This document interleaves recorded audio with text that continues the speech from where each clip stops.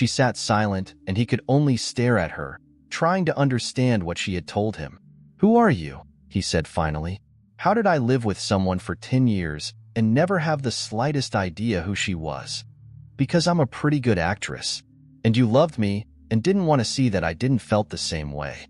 But you had to sense deep down, you had to, that there was something missing, didn't you? I told myself at the end that walking away would allow you to find someone that could love you." He shook his head. "You were that good an actress, and I was that much in love with you. I never guessed." She bent her head down to the table, and he couldn't believe it, but she was crying. "Oh God, I didn't want to hear that. I told myself that you had to sense it. I never thought you had no idea." He finally just shook his head in amazement and stood up. She had answered his questions. He didn't have to like the answers, but she had answered. She reached out to grab his hand again. "Please, stay a little longer. How the hell could it get any worse? After you left, I moved Sam into the house, and it was okay for a few months.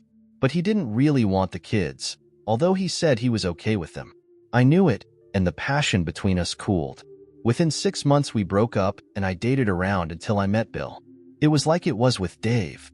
The second night we went out, I knew he was different, and by the time we'd been going out a week we had it, and I knew I loved him."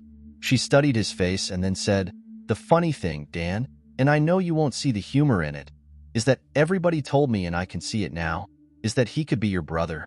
He looks like you, about as tall, hair a little darker. He's serious and kind and calm, and he loves me more than I deserve.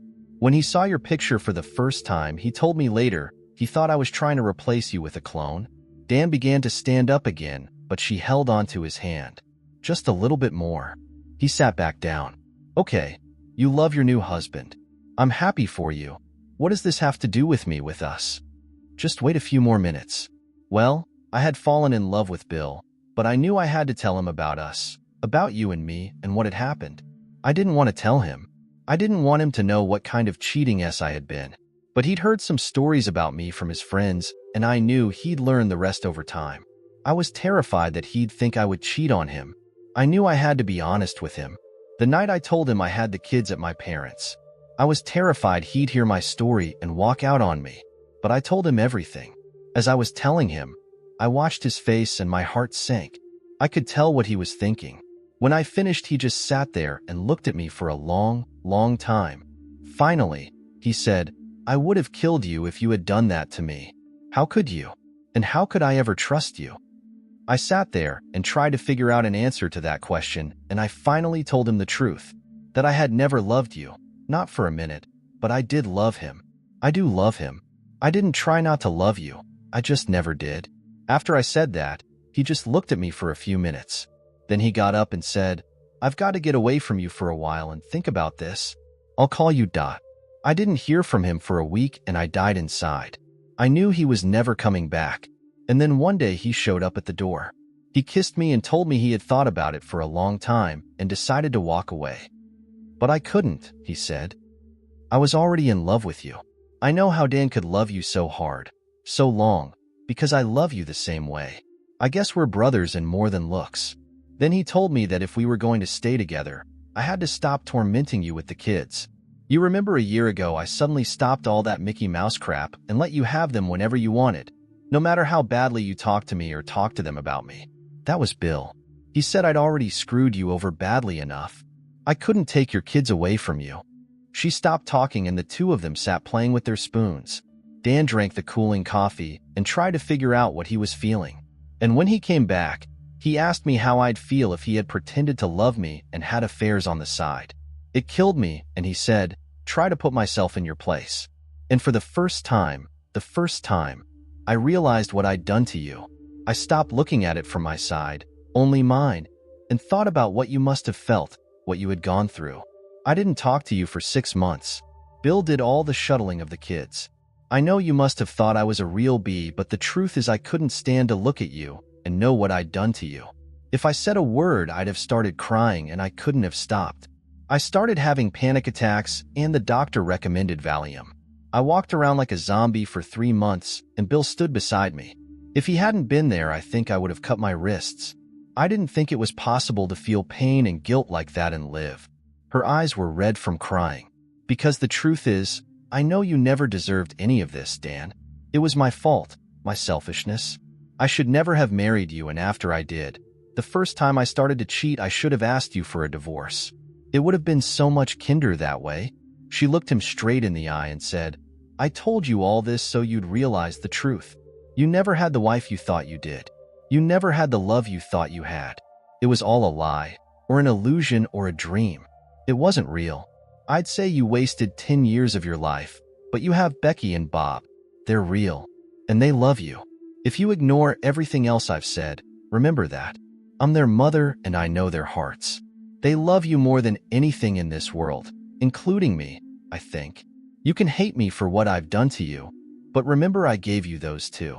It sounds like you finally found a woman who really loves you. Don't throw her away for something that never really existed." He just sat there when she stopped talking.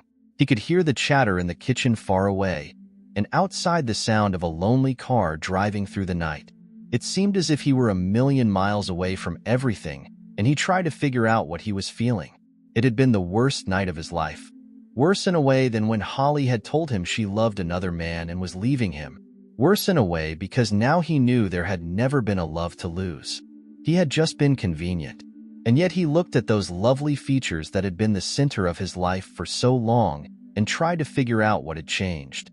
It was like one of those optical illusions when a lovely woman's face morphs into a skull.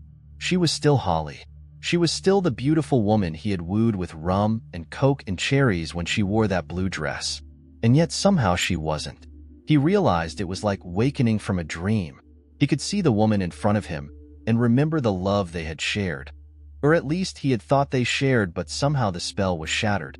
Her confession should have shattered him, should have destroyed the last little shred of his manhood. But he realized it hadn't. He was still the man he had always been. He had loved this woman and enjoyed her body and had 2 children with her. But somehow, the hurt wasn't there anymore. And then, like the sun rising in front of his eyes, he knew the truth. It hadn't been anything he had done or not done. It was like the old song, "You can't make someone love you if they won't." She had never loved him. They had just been 2 people living in the same house, making 2 babies, having great S, but she was right. They had been roommates with benefits. He took a deep breath, and it was like breathing in without the pain of a broken rib scraping his heart for the first time in 2 years. He stood and grabbed her hands and pulled him out of the booth to face him. He looked down at her red lips and bent down to kiss her. For just a few seconds, he let himself enjoy the taste of her for the last time. "Thank you, Holly," he said, and meant every word of it. He walked out of the restaurant without looking back, and it was only as he pulled around to drive out of the parking lot that he could see her through the window, hunched over the table. Her body shook, and only for an instant he wanted to stop and go inside and comfort her. But he realized that Bill would be there in a few minutes, and Bill was who she needed now. He woke the next morning after the best night's sleep he had had in 2 years. He walked into the building that housed the mortgage title company where Caroline worked at noon, near the time when Caroline would be going to lunch. He took the elevator to the 11th floor where she had had her office the last time he'd been in the building. Her office hadn't been moved. He got some curious stares as he walked past the receptionist and past her coworkers until he reached the door with frosted gilt lettering reading Caroline Jenkins. He walked in without knocking and wasn't surprised to see that Frank was in there with her. She sat at a desk and he was leaning over her, their faces close together, looking at some paperwork. They both looked up at the same time. Caroline turned white, although they hadn't been doing anything obviously wrong. Frank stood up straight to his full height, about 4 inches taller than Dan. He fidgeted, as if he didn't know what to do with his big fists. "Dan, what are you?" Caroline began. "I'd like to talk to my wife for a minute." Frank glanced down at Caroline, and when she made a slight movement of her head, he walked past Dan and out the door without a word. "I haven't heard from you in 5 weeks, and you show up without a word in my office. I got the divorce papers yesterday. I told you what I was going to do. They shouldn't have been a surprise. I just never believed you would really do it. Just like I never really believed that you would F another man just to hurt me." She tried to glare at him, but finally stared down at the papers on her desk. "I gave you a choice," she said stubbornly. "After you F him. You didn't give me any choice about that." Like you never told me I talked in my sleep. Like you never told me I called out her name. I would have done anything to keep you, but you never gave me the chance." She lifted her chin and stared at him defiantly. "You were the one who ruined our marriage, not me. Don't try to blame that on me." "And you put the nails in the coffin. But it doesn't matter anymore, Caroline. I realized that if the situation had been reversed, I never would have done to you what you did to me. I would have left you, but I wouldn't have gone out of my way to hurt you like that. Funny thing is, in the last 24 hours I've realized that Holly, that selfish bee, never really set out to hurt me. She did what she did for her own reasons, but not to hurt me. And you, my loving wife, did your best to destroy me. So who's the bee?" She smiled bitterly. "I should have known. You just couldn't do it. You're still in love with her." Dan walked past her to stare out the corner window in her office. She had a great view of the St. John's River, like a ribbon of glistening mercury twisting below her. With his back to her, he said, "No, I did what you asked me to do, Caroline. I met her, and we talked last night, and I forgave her. What's more important, I got over loving her. I'm free now." He looked back at her, staring at him in disbelief. He realized she had never thought he would be able to do it. She had set him an impossible goal, and realizing that, he knew more than ever that the decision he'd made was the right one. "Just like I got over loving you. It's amazing how easy it is to do once you learn how. Like I said, I realized that I could never do to you what you did to me. And knowing that, I wondered why I was fighting so hard to keep a woman who could do that." He walked to the door of her office and stopped for a second. "I'll sign the paperwork today and let everything roll. We weren't married long enough to have any assets to split, and we shouldn't have any alimony either way. I'll even talk to Holly about letting you see the kids. They have gotten to love you, and if they want to see you, it's okay with me. As for you and me, I think you have everything. If you need anything else, come by and use your key when I'm not there. I don't want to ever see or talk to you again. Now you don't have to wait to start Frank. You have my blessing. As for me, I'm going to start looking. I fell in love twice. I think I have it in me to do it again." As he went down the elevator after the end of his second great love, he thought that he had expected it to hurt more.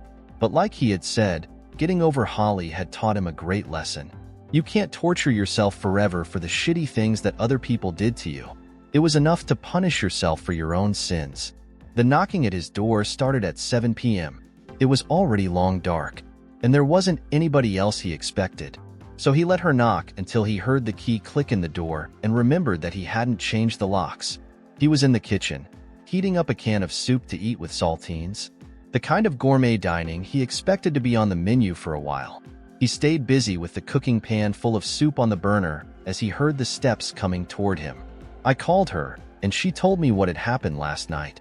Didn't trust me, did you?" She walked up behind him and put her palms on his shoulders. "I didn't say you could touch me, but you didn't say I couldn't. Why aren't you out with Frank? I gave you the perfect opening, because I don't want to fake anymore. I want the real thing. Use your hand or a VB.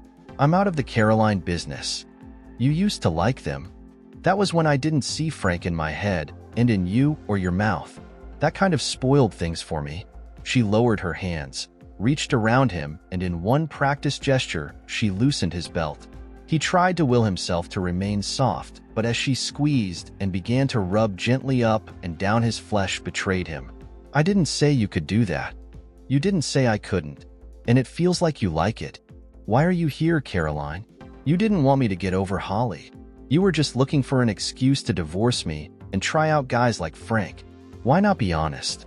We don't need to lie to each other anymore. We're done." She grabbed his hips and spun him, and he left the pot on the stove as he turned to face her. Or the top of her head, anyway. She looked up at him. "I don't think your big D is done with me, do you? I think it wants to get back for some. What do you think? You know I want your mouth and your ass, you little bee, but that doesn't mean I can ever forgive you or take you back. If you want to come over for some relief, we might be able to work something out. If that's all I can get, I'll settle for that. But you know I want more. I want you back. You must think I'm easy, don't you? Oh yes, you taste so damn good. No, you're not easy. You're very, very hard." And then he couldn't talk anymore, just make an incoherent sound. He braced himself against the stove and looked down at her. Finally, he started breathing normally again, and as he did, she raised her head. She looked down at her blouse, which she'd never taken off, and he could see splatters of white against the material at her shoulder. She looked up at him, then bent and kissed before answering. I talked to Holly today. We spent a long time talking, and I understand things a lot better now. She told me she could see you changing in front of her eyes last night. I could see it in your eyes when you told me you had gotten over loving her. And I could see that you were lying when you said you'd gotten over me. Pretty sure of yourself? Dan said, grabbing her head by the back of her hair and pulling her forward. You think being a grade is going to be enough to cause me to forget what you did? No. For that, I'm going to have to take you into the bedroom and F your brains out. You think so? I don't know if I'll be ready to go again for a while.